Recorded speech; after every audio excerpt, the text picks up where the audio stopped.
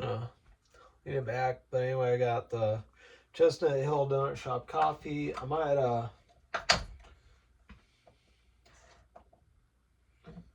gonna go ahead and showcase this Nightmare Before Christmas Jack Skeleton mug. It has zero with his grave on the back. It has Jack Skeleton as the Santa Claus when he had Santa Claus kidnapped by a lockjaw and barrel, and then he took over as Santa Claus and he made a big takeover as Santa Claus, and he made a Halloween monstrosity out of Christmas. It showcases that, and I sure wish, I could just put some various controversial discussions about whether Nightmare Before Christmas is a Halloween movie or a Christmas movie or a combination, or a Christmas movie watched on Halloween or a Halloween movie watched on Christmas. I think it's either way around. You look at it, half Halloween, half Christmas. And there's been times I have all but wished every time at a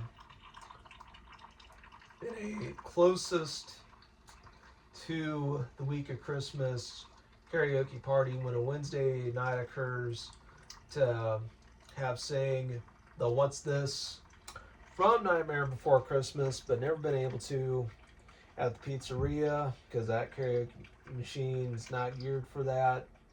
To have the original. Maybe the Kidnap the Sandy Claus, I have a bunch of la la la, kidnap the Sandy Claus. And there you go, I wasn't really in spirit for it because I tried to sing Banana Splits by the Dickies and it really messed me up and I didn't like it. And it was back when I was holding my reputation. I did not sing the same songs twice, but I've been getting in a greater habit of repeating songs of karaoke I've excelled at and singing the same songs twice and repeating those songs, and hopefully it progressed in my karaoke career in the process, and even reverting back to certain songs. And plus, at the same time, I just think, plus at the same time, I would just, determine about singing "Kidnap the Sandy Claus" from it. I tried to do duet with a shared microphone of "Regulate" by Warren G with Nate Dogg. It was. I would have liked it better had I had my own microphone and had I practiced it in advance.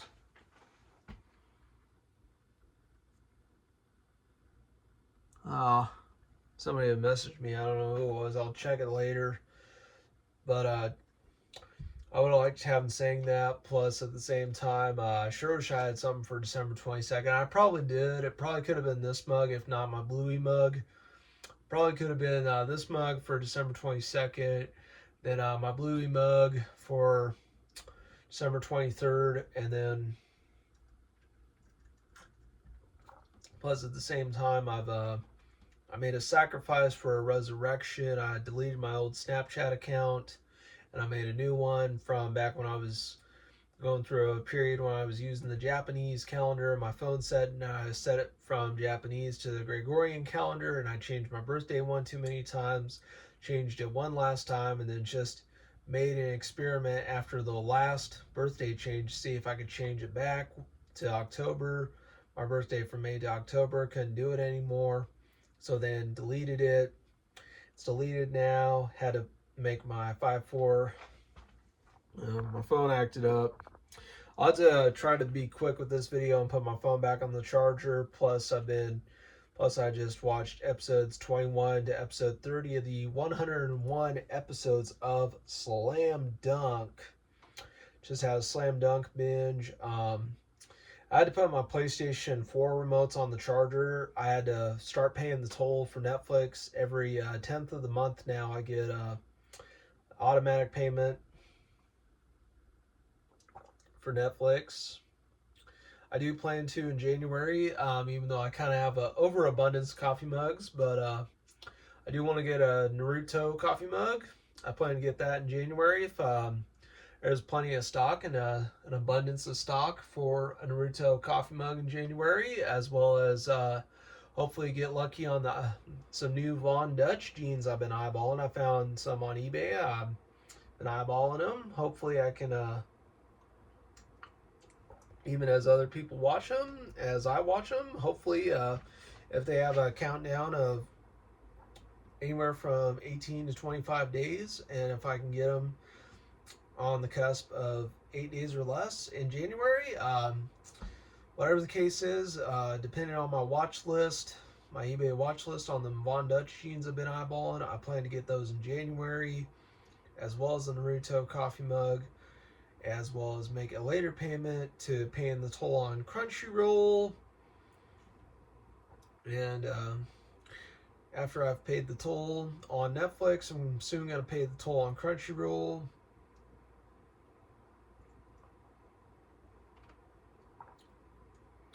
Pay the toll on Crunchyroll. I'm going to,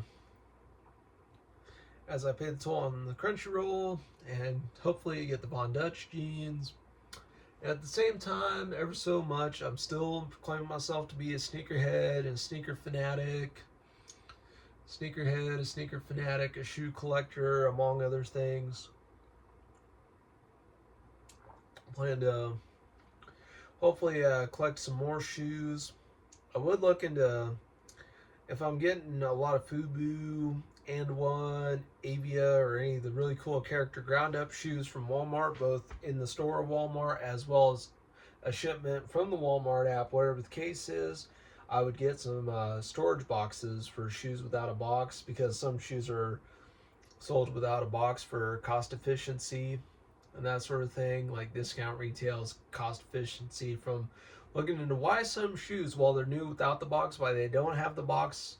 Even the shoes that should have a box don't have a box that I've seen on eBay. I guess maybe they were bought new from one place and then kept in a good condition and resold on eBay while still new and without the box, and sold in excellent condition. I've bought some shoes that were new and with the box in an excellent condition off of eBay.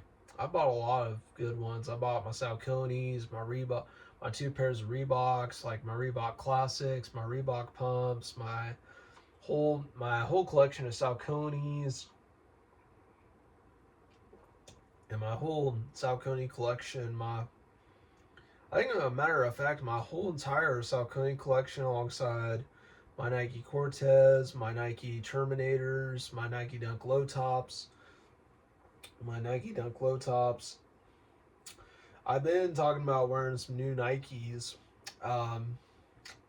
at Gravy's on December 26th, this Friday. I'm gonna hopefully, after I've made a sacrifice for a resurrection of deleting my old Snapchat account that had the birthday changed too many times from usage of the Japanese calendar, as well as birthdays to assume an alias and all that, I plan to keep it set to May 27th, 1998, Gregorian calendar of May 27th, 1998. Although May 27th, Tenheisai would have been, had I been using the Japanese calendar, is what it would have been.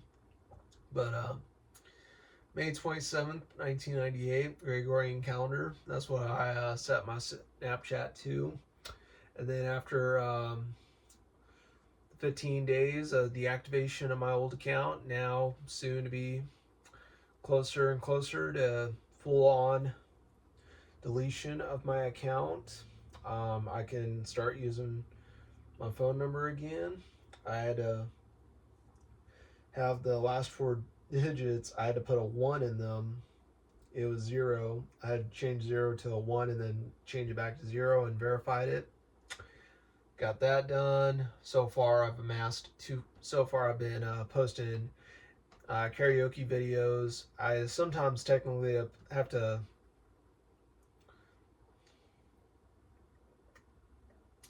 I would explain them more, but I try to, right now I've learned a hard way, try to keep them within 1.5 to 3 minutes if I'm going to take any kind of karaoke video posting to Snapchat more serious.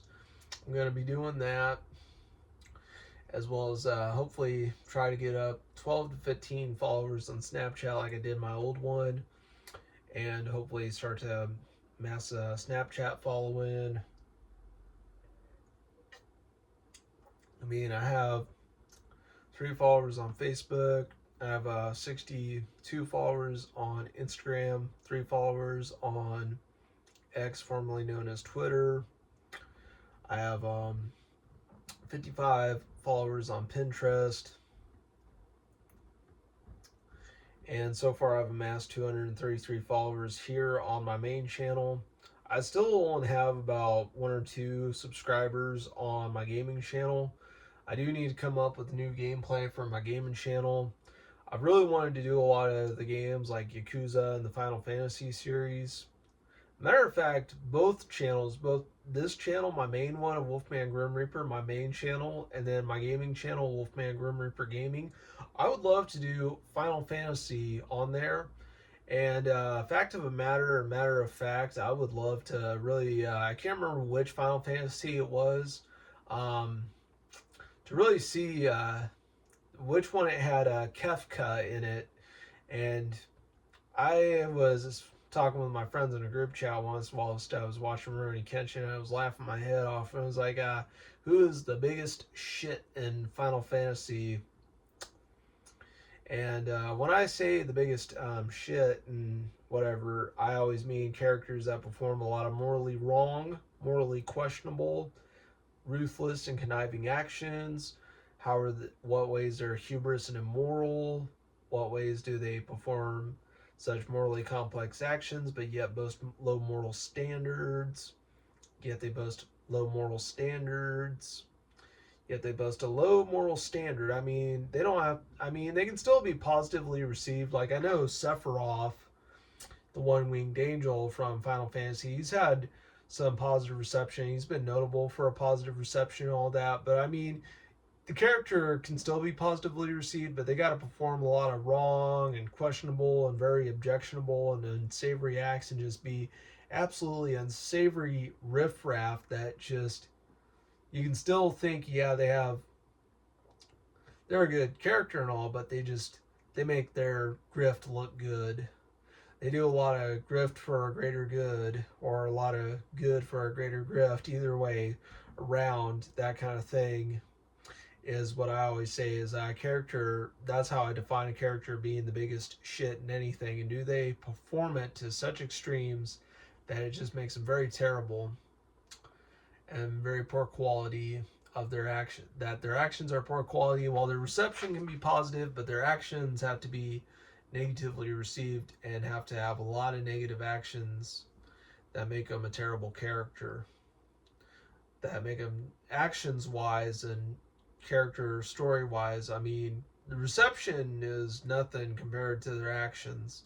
Like Donzo Shimura, I don't know. I think he is a hated character. I did once. I used to, back when I was in gym class one time, and I didn't really learn anything of it. It was pretty useless, and it was just like walk around the tracks and such for hour and a half, whatever, or just nonsense in the weightlifting room and such like that. I mean, that's really the only thing gym class was good for in my mind. If I had put myself more academically in my English class, my math class, I did put myself into government class. I thought I was going to do poorly in it, but I think I did pretty well in it. I learned a lot. I probably learned many things. I've probably forgotten what I've learned, but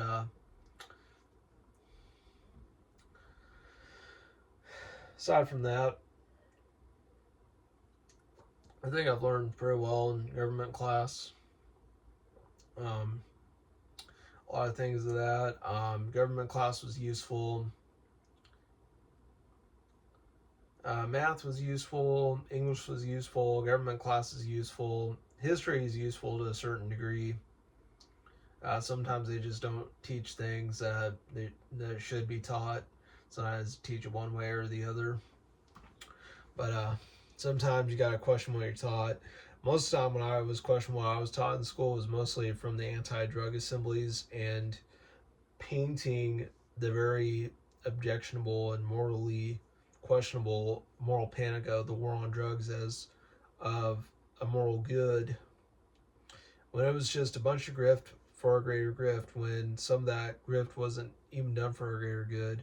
And I've even seen a lot of things on like Facebook and Instagram and such, that woman who had spaghettio residue on a spoon. It was mistaken for meth, and she had to miss her daughter's birthday party because she did jail time for meth when there's nothing criminal about possession of meth or any kind of food residue mistaken for meth. What's so criminal about it that you make someone? And that really, I think, was just what implied from what I saw in those things. I really saw it and thought, wow, what a moral panic the war on drugs really is. Gosh damn it. You know, what a moral panic.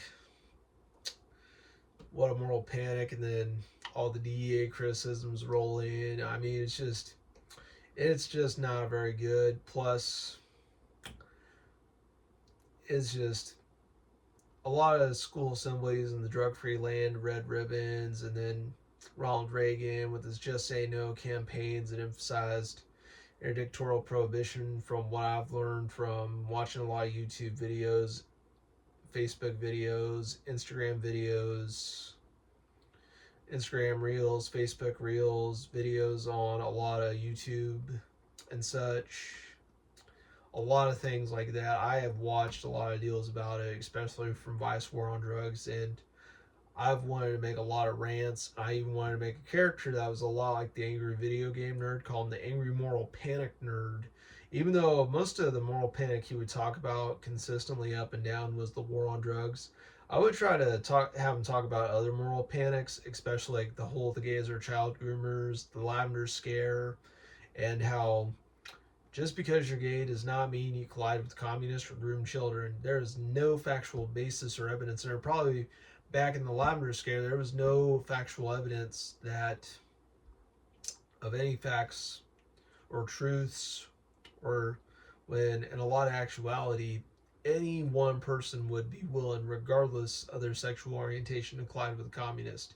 It didn't matter if they were gay. It didn't matter if they were bisexual. That's the way I look at it. I think it was just trying to make a critical theory of human sexuality is all it was, is the way I saw it. Just, and the fact of the matter, I just think it's pretty upsetting that, you know, it's just all the things you hear about with a lot of the controversial topics, like what you hear about in the gays or child groomers, what you hear about in critical race theory, what you hear about today. It's like a reverberation that history is repeating itself, I think is what it's trying to do. Is that there was a lot of critical sexuality theory from the lavender scare, and I think the critical race theory has geared it from human sexuality to race, is what has been going on. And there was probably even critical race theory beforehand. Like there was all kinds of deals from back in the 90s with the Rodney King beating and all of that.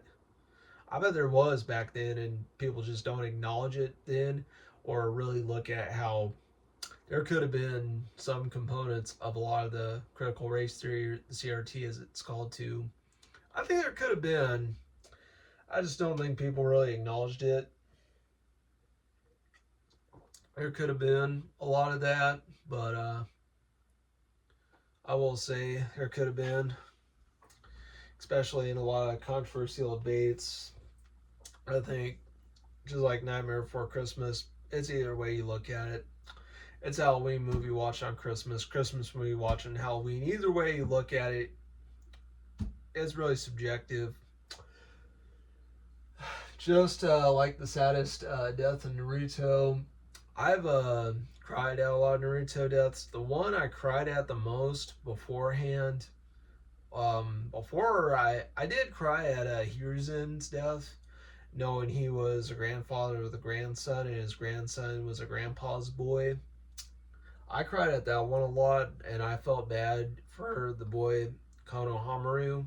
I felt bad for him, even though he was on a cartoon, and he was just an anime cartoon.